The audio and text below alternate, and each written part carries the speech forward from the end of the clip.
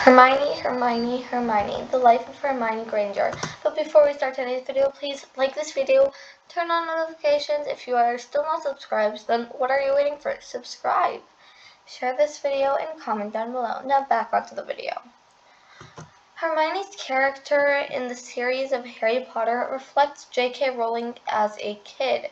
Why, you might ask? Well, number one, Hermione's Patronus, aka an otter, is actually J.K. Rowling's favorite animal. Not to mention, she also goes to the woods to relax. Also, J.K. Rowling would go to the woods as a kid to relax. Hermione is also top of her class, and not to mention, so was J.K. Rowling. Also, Hermione and J.K. Rowling have similar feelings and personalities. All of this shows us how much J.K. Rowling put her feelings and soul into the Harry Potter series. It takes a lot of bravery and courage to do something like that. Now let's jump into Hermione's life. Hermione was born to Mrs. and Mr. Granger. Both of her parents were muggles. If you guys don't know what muggles are humans, just like us. And they both had the same job. They were both dentists.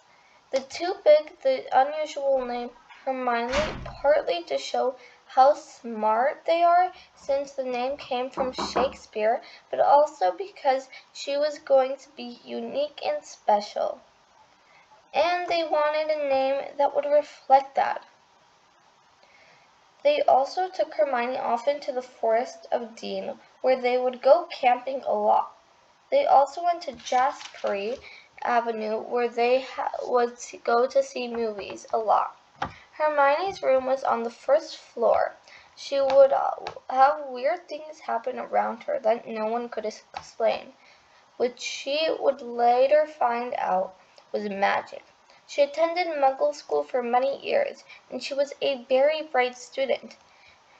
One day, a professor from Hogwarts, aka McGonagall, came to visit her and her parents. She explained to them that Hermione was a witch, accepted by the Quill of Acceptance in the Book of Admittance.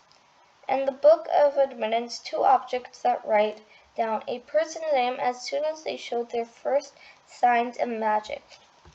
Both the book and the quill have to agree that the witch or wizard has enough magic in them in order to become a fully fledged witch or wizard.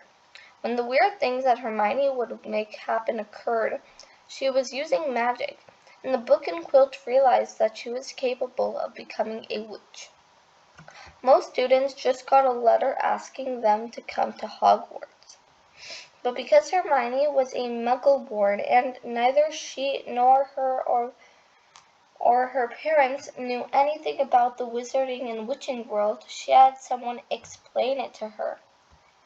When Professor McGonagall showed up at her house, she told them all about the wizarding and witching world, also Hogwarts, and explained Hermione's powers. McGonagall told Hermione and her family how to get to Diagon Alley.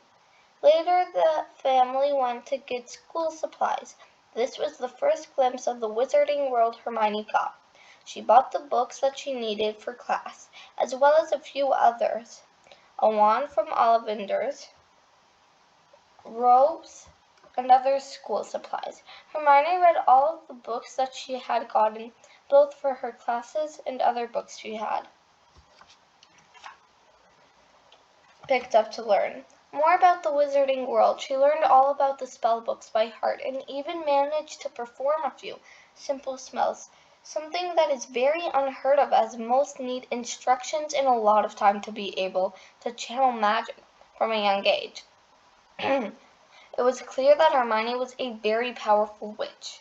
On the train ride to Hogwarts, she met Neville Longbottom, who asked her to help him find his toad.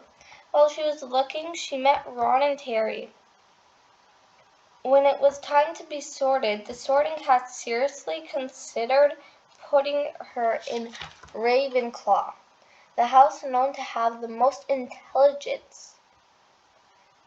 But because her bravery won over her smartness, she got put in Gryffindor.